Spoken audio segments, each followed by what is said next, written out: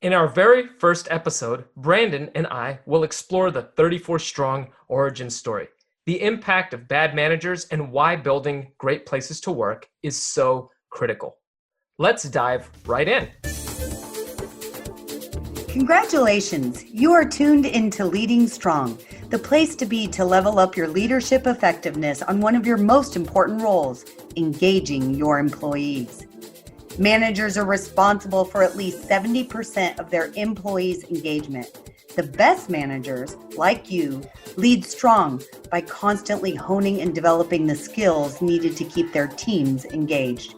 Your hosts, Darren Virassammy and Brandon Miller, are the co-founders of 34 Strong, a company that creates great places to work. Their team has worked in Fortune 500 companies, government agencies, and small businesses to lead strong. Now over to Darren.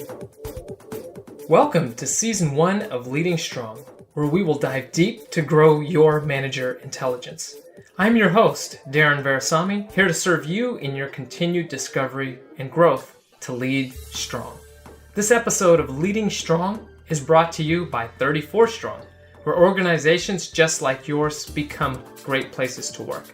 To find out more, check out 34strong.com. Hello and welcome to episode number 1. My name is Darren Virassammy and my co-host is Brandon Miller. We're both the co-founders of 34 Strong, and where we create great places to work. In today's show, we're going to really just give you a little bit of background on our personal stories of how we've gotten to the place of really fighting to create great places to work and make sure that everybody has that opportunity before we get into the manager intelligence story that we're going to be telling, of course, our series that's coming up. Brandon, welcome to you. Thank you, Darren. It is amazing to be at this point.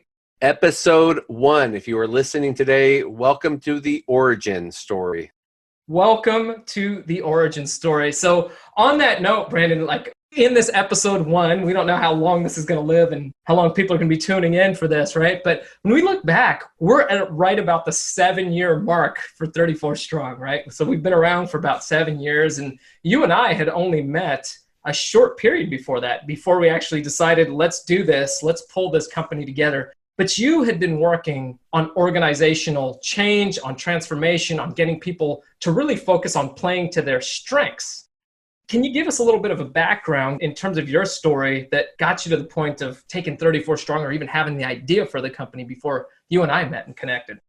Yeah, it's a great question. Thinking about how to build a great place to work, how to create these environments that people want to be a part of. They're attracted to them. They want to invite others to join them because they found it. It's a great place to spend my Monday and throughout the week, right? And as we've learned over the years, it's unique. Not a lot of places to work have that ring to them. And so for the last 16, 17 years in my own personal journey of thinking about workplace culture and organizational development and how you get down this path, it really started with an incidental action, an incidental incident, I guess would be the best way to describe that. A person mentioning to me, hey, there's this online assessment and I think it's really good and I think it might be worth taking a look at.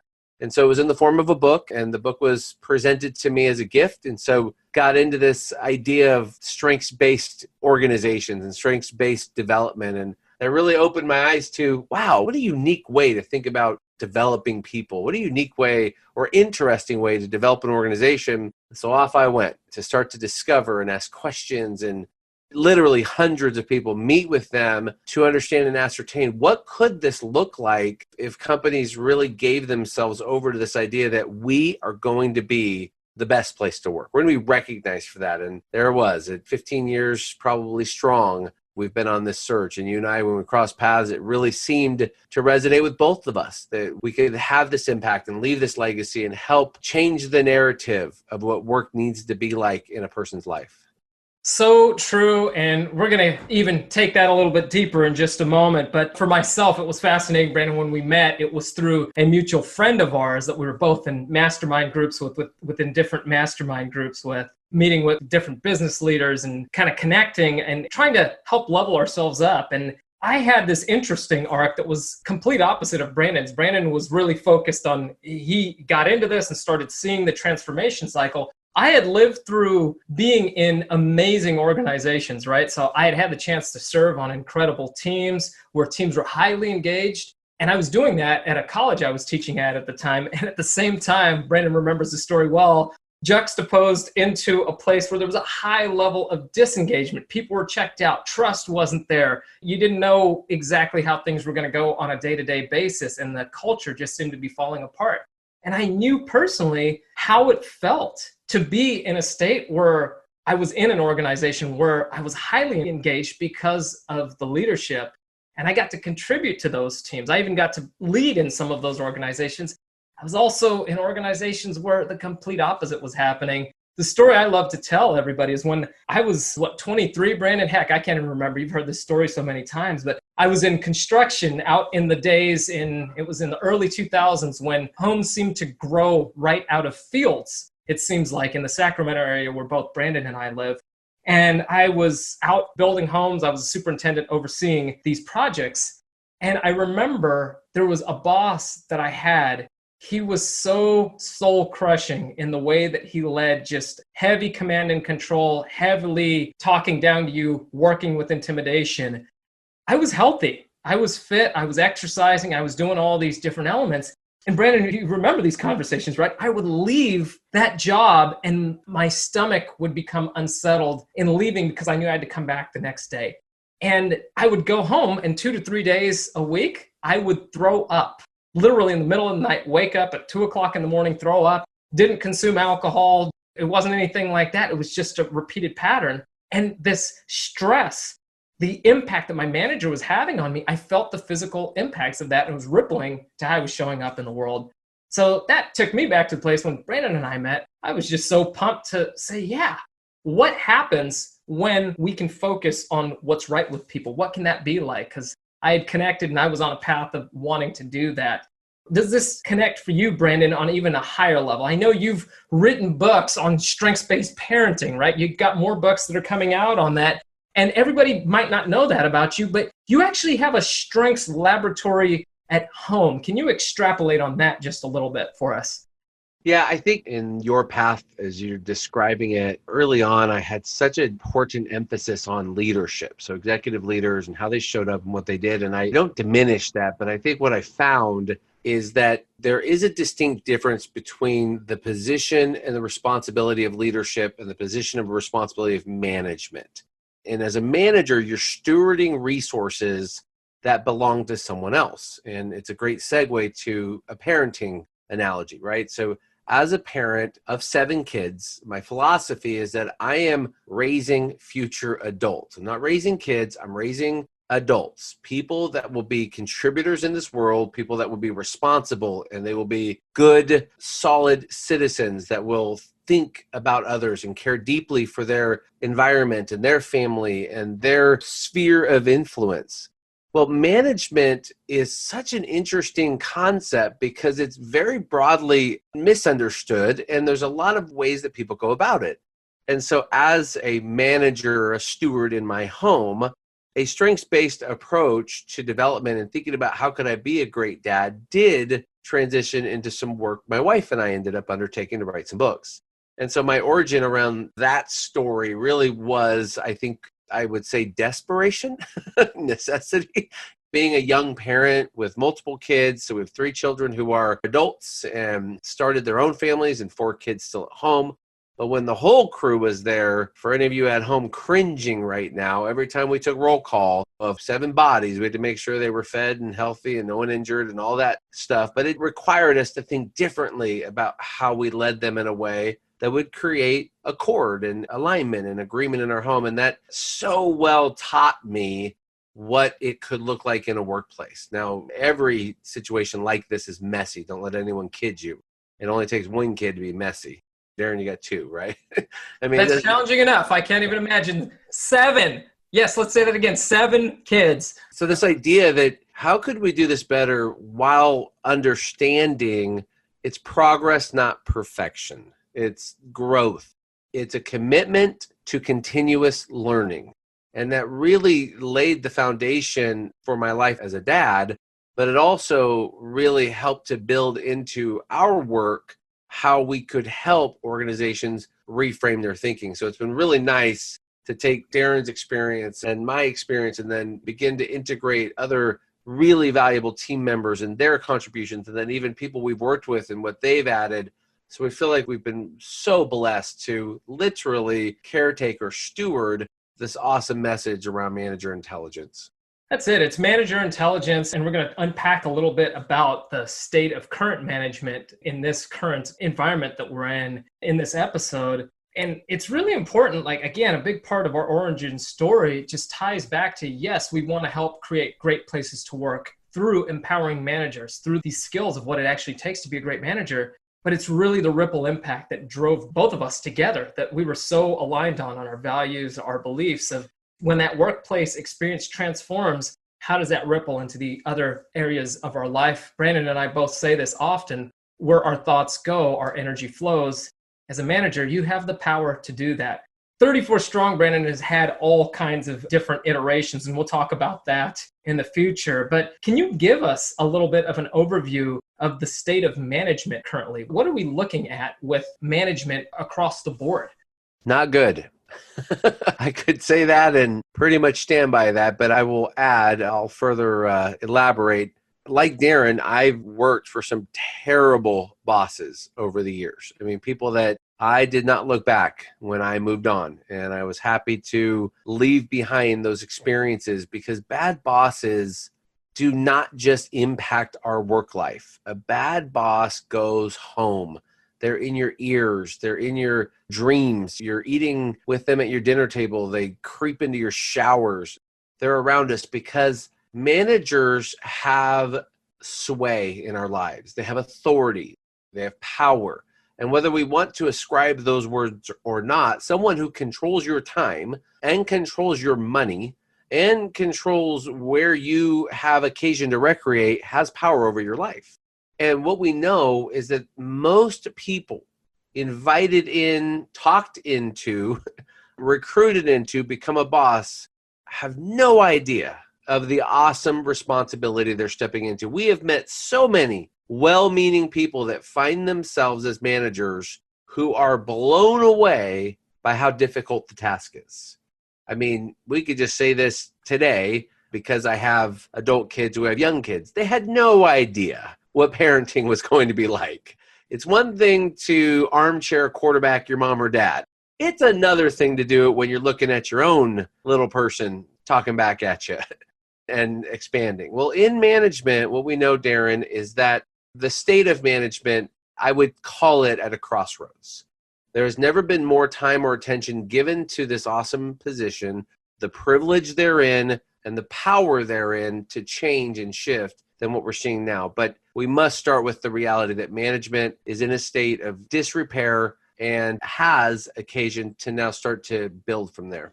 You know, and when we look at this, there's been so much research that's been done around this, right, Brandon? So I know Gallup last year released the book, It's the Manager, and Gallup has found that at least 70% of an employee's engagement is tied directly to who? Their manager. And again, at least 70%. So when we look at that, we hear that famous quote, people don't quit bad organizations, they are quitting their bosses. That's so right. When we look at this, it's so powerful.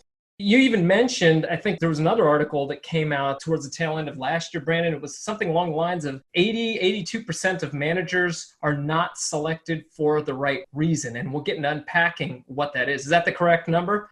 It is. It is. Yeah. When we think about why someone often recruited, but why someone is promoted or seeks out the position, it usually has to do with reasons that are good. They're important, but it's incomplete. And so as you and I unpack this, it's interesting when you use the 70% because of the at least. I mean, as a boss, and I am one, I know that I impact a person at work. When I started to connect that not only am I affecting them here in their professional life, which we hear is about a third of your life is going to be spent at work, about a third if you work full time, and some of us are even more than that. But it's the reality that I can impact you outside of work. That's an awakening, and that's where that at least 70% actually can grow. because it really depends on that impact. And you and I know this from our experience. A great boss, one that really digs in and develops and cares, wow, that impact could be for a life. We have heard people with admiration, tears in their eyes, expressions of words like, I love that person. I mean, such passion around that positive impact that a great boss can make. That's one of the questions that we often kick off with when we're training managers, right? When our whole company is taking people through manager trainings and developing their manager intelligence. It's simply this: describe your best boss. What were their qualities? What were the things they did? How did they make you feel? Well, if you're a manager, you're listening to this, you can be that boss. You can be that manager. And it's important to understand what it was that allowed that to thrive. So right now, 2020, Brandon, has been a year of just uncertainty to a level that we've never even imagined. And we've all had to go through transformations. Unexpected uncertainty wrapped in unheard of reality. I think completely. Sometimes it's like that together so far, this June of 2020. It can feel like maybe we're in a video game. We're like, is this real? Is this really happening? But we're in uncertainty right now. Having these manager intelligence skills that we're going to get into unpacking up ahead in future episodes, they matter in times of certainty, but they really matter in times of uncertainty, right? So when we're really looking at this, in times of uncertainty, we actually have an opportunity to really strengthen the bonds on our team, because it moves away from just the standard cogs that a role has to play, and it forces us to have to reconnect on a very, very human level. The human needs, the core needs, that's exactly what we go back to. What are the essentials that we need? And you're in a season in uncertainty, and this is still very applicable in times of certainty as well, but you're in a unique season to where you can strengthen those bonds and actually level up your leadership by going through what we're going to talk about. Can you tell us a little bit more about that, Brandon, about why it matters so much in uncertainty? Yeah, because work for many of us is a place where we find our confidence. Work is a place where we find purpose and meaning. To many of us, we seek to align work with something that matters to us. It's more than just a paycheck. And we are watching generation after generation now really question what they do to earn their income and where they might find greater satisfaction. And as a result, in a time when things are being shook out, if you will, they're shaking, we're going to look at work. We're going to fall back into it, and we're going to find those places of certainty within that space. We use the term certainty anchors, where you can hold on and grab hold. And so in a time like this, the boss and the organization and the general council of leaders that you work with, we're looking for a steadying influence. We're looking for them to provide some guidance, provide some basis of instruction, and just hopefully some routine that we can set ourselves in that creates at least that I'm okay. I'm in this place, I'm okay, and I'll continue to move forward. Yeah, and that's the thing that's so fascinating is people, as Brandon just mentioned, in times of high uncertainty, people are really looking for these certainty anchors. Jonathan Fields, the Good Life Project podcast host, came up with that term several years ago. And it is just seeing where there's actually certainty in our life that establishes some level of normalcy. In times of uncertainty, somebody's job might be one of the anchors of certainty. You, as a manager, might be part of their certainty.